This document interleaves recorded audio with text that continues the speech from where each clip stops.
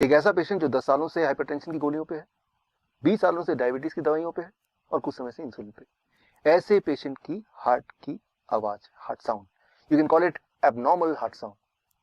अब normal heart sound क्या होता है, एबनॉर्मल हार्ट साउंड क्या होता है, दोनों के बीच का फर्क क्या होता है? दोनों के बीच का फर्क अगर आपको पता चल जाए तो आपको क्लू मिल जाएगा how to come out of heart disease, how to come out of hypertension और हाउ टू क्योर डायबिटीज। ये समझने के लिए आपको नॉर्मल हार्ट साउंड को एक बार समझना होगा। नॉर्मल हार्ट साउंड आपको सुनाने के लिए मैं यूज करूंगा, ये है डिजिटल स्टेथोस्कोप। और यानी कि ये स्टेथोस्कोप के थ्रू मैं इस स्टेथोस्कोप को डिजिटली ब्लूटूथ के माध्यम से लैपटॉप से कनेक्ट कर रहा हूँ। और यानी कि इसमें जो आवाज आएगी वो आपको भी इस वक्त साथ ही साथ सुनाई देगी। मेरे दिल की धड़कन।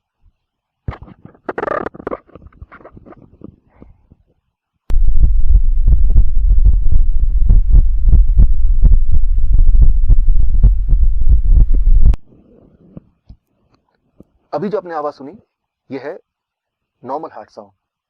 वो जो आवाज थी वो थी एबनॉर्मल हार्ट साउंड। ये जो नॉर्मल हार्ट साउंड है इसमें आपने ध्यान दिया होगा तो आपने सुना होगा लब डब लब डब लब डब। वो जो हार्ट साउंड था उसमें भी था लब डब लब डब लब डब, लेकिन साथ में एक घिसने की आवाज, एक रगड़ने की आवाज। कैसे?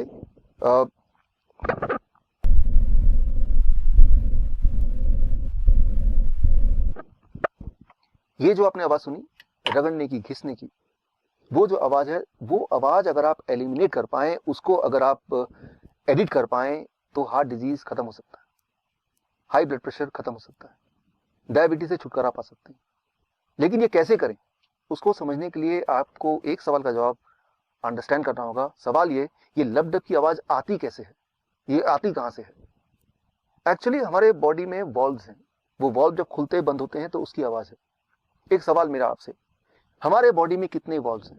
अगर आप किसी भी डॉक्टर से पूछेंगे तो बोलेंगे 4 वॉल्व्स। हाँ, 4 वॉल्व हार्ट में है, लेकिन पूरे बॉडी में कितने हैं?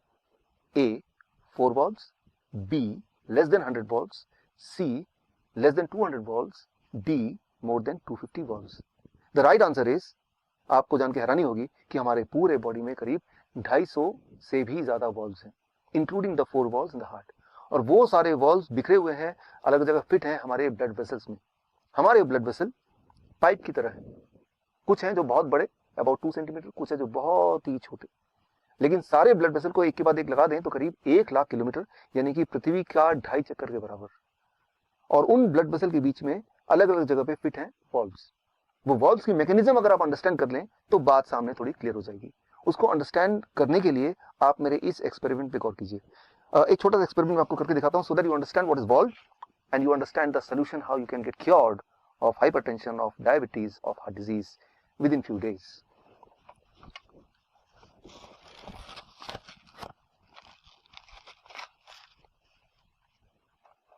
अब एक छोटा सा एक्सपेरिमेंट आपके सामने, to make you understand what are valves and what are their functioning.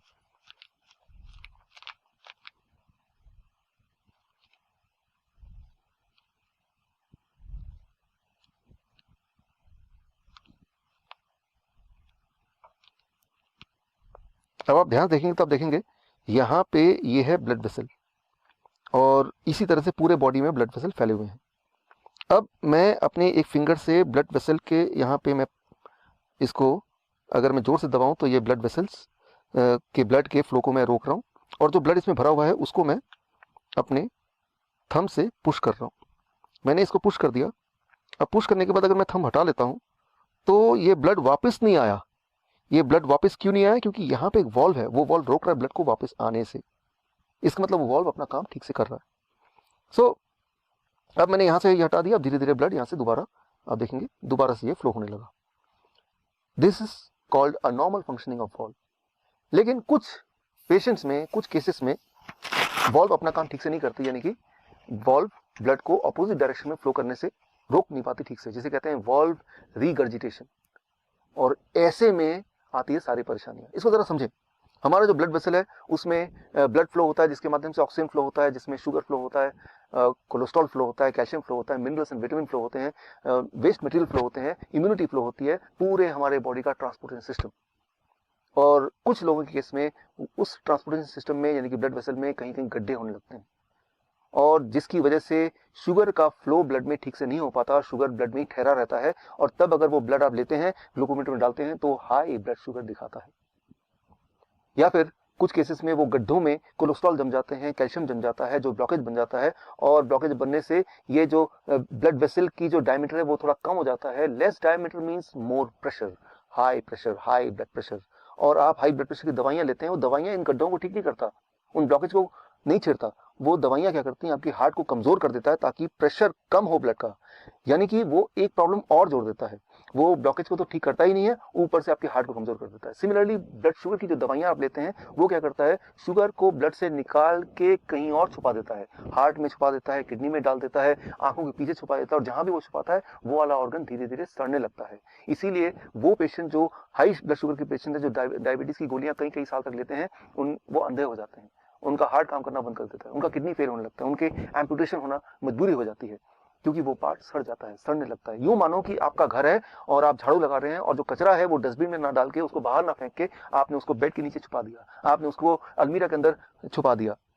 कुछ समय के लिए वो घर बिल्कुल साफ सुथरा लगेगा, लेकिन उसके बाद बदबू आने लगेगी, सड़न आने लगेगी। आप ऐसे घर में रह नहीं पाएंगे। आपका बॉडी भी एक घर है, ये जो ब्लड वेसल है ये ट्रांसपोर्टेशन सिस्टम है, और कुछ लोगों के केस में उस ट्रांसपोर्टेशन सिस्टम के बीच में कई कई जगह पे गड्ढे गड्ढे गड्ढे गड्ढे होने लगते हैं, जैसे हमारे पूरे देश में सड़कों पे गड्ढे हैं। और अगर वो गड्ढों का मेंटेनेंस हो जाए, अगर वो रिपेयर हो पाए, तो आप हार्ट डिजीज से छुटकारा पा सकते हैं, या डायबिटीज से छुटकारा पा सकते हैं, हाइपरटेंशन से छुटकारा पा सकते हैं, और वो जो एबनॉर्मल हार्ट साउंड है वो भी फिर गायब हो सकता है।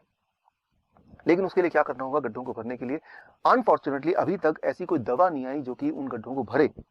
लेकिन हाँ, कुदरत ने आपके बॉडी में एक ऐसी ताकत दी है जिससे आपका बॉडी खुद ही एक तरह का गैस प्रोड्यूस करता है, जिसे आप बोलते हैं नाइट्रिक ऑक्साइड। और वो गैस जब एक लेवल से ज्यादा प्रोड्यूस होने लगता है, तो वो ब्लड वेसल की मेंटेनेंस करने लगता है। So that is Nobel prize winning science 1998। सो वो जो गैस है जिसे कहते हैं नाइट्रिक ऑक्साइड, वो ब्लड वेसल के इनर लाइनिंग जिसे बोलते हैं एंडोथेलियम लेयर, उसी में प्रोड्यूस होता है, जिससे वो गड्ढे भरने लगते हैं, वो ब्लॉकेज खत्म होने लगते हैं, ब्लड ट्रांसपोर्टेशन सिस्टम स्मूथ होने लगता है, और जिससे आपका ब्लड प्रेशर नॉर्मल रहने लगता है, आपकी ब्लड शुगर नॉर्मल होने लगती है, आपका हार्ट ठीक से काम करता है, और एकदम से आप ठीक हो सकते हैं, ठीक हो जाते हैं, अगर आपका बॉडी नाइट्रिक ऑक्साइड प्रोडक्शन को बढ़ा दे। अब सवाल यह है कि हम क्या करें कि हमारी बॉडी का नाइट्रिक ऑक्साइड प्रोडक्शन बढ़ जाए। उसके लिए I have to refer the China study, the biggest ever study of human nutrition disease.